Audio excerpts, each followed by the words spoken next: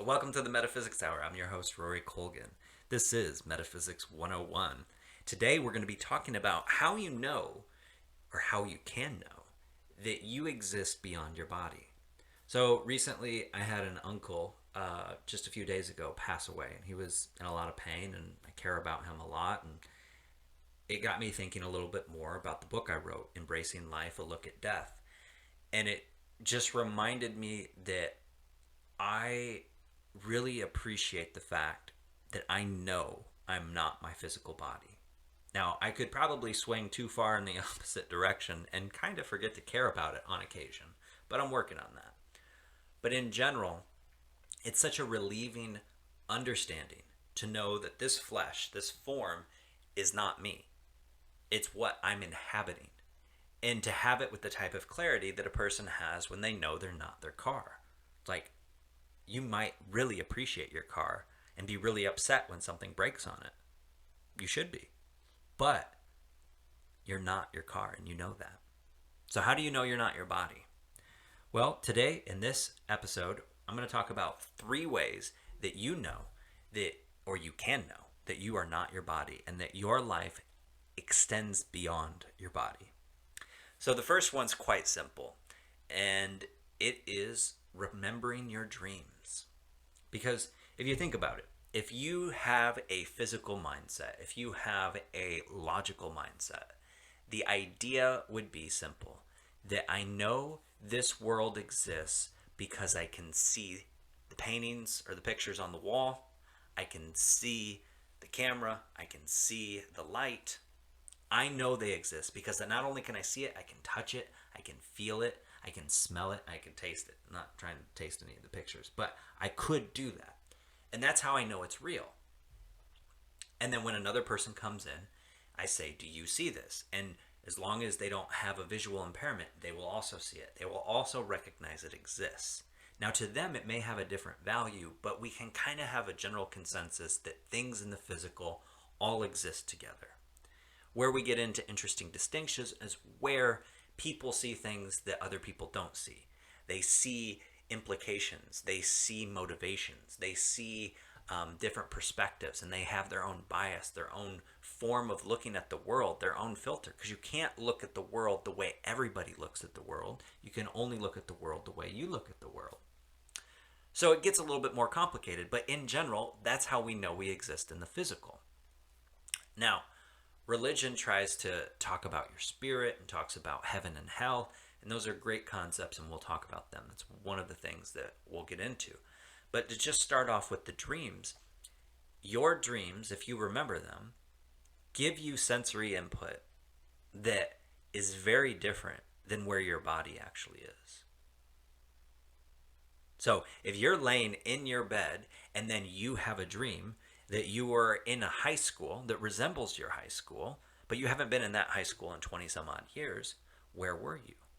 Well, my assertion is that you were outside of your body in what we call the astral plane. The astral plane is a plane of existence very similar to the physical plane of existence. It's just a intuitive soul-bound plane. So it's where you go when you die, but it's also where you go when you sleep. So the first way you can know that you're not your physical body is by remembering your dreams and realizing, yeah, the universe is bigger than my body. I actually have access to the universe through my dreams. The second thing I wanted to tell you, or way in which you can produce this understanding that you're not your body, is through a conscious out-of-body projection. Some people have near-death experiences, but those are experiences that you don't really want to try to schedule, if you know what I mean.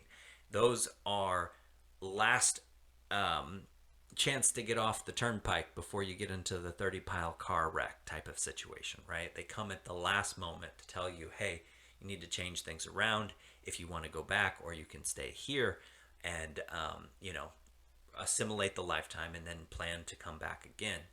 But we don't really want to plan for a near-death experience, or at least I don't want to plan for a near-death experience, and I'm not recommending you do. But you can plan for an out-of-body experience, and this is something I teach, so if you're interested, reach out to me. I have availability to teach you this technique. and for a reasonable fee as well. So it's life altering. If you can know for certain that you are more than your body, then it's worth the investment. I spent about 8 years in a school and maybe $15,000, give or take, some maybe 18. I don't know exactly what it was, but it was an education well worth it. And you could learn this technique in a considerably less amount of money. Knowing how to do this, though, gives you the true empowerment to know you're not your body. Because when you go to sleep, it's kind of involuntary that you dream.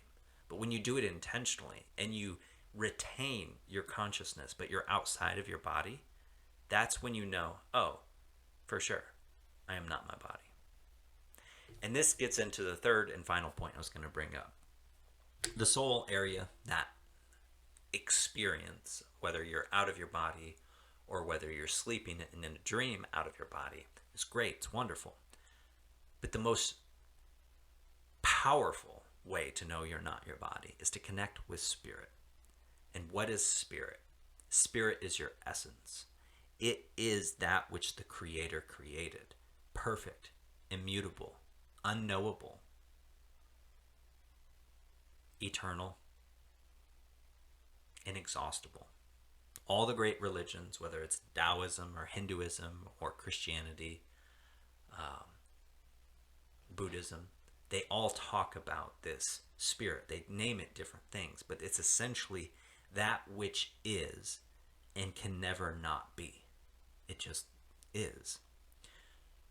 The technique of meditation is one of the best ways I know how to connect with that spirit, to connect with your spirit, and to not just be outside of your body, but to be outside of the physical universe, to be in nirvana, to be in bliss, to be in the rapture of existence, and to know God and to see the face of God, and to know that that is my father, that is my mother, I am the child, I am part of this, I am inexhaustible, and to know it.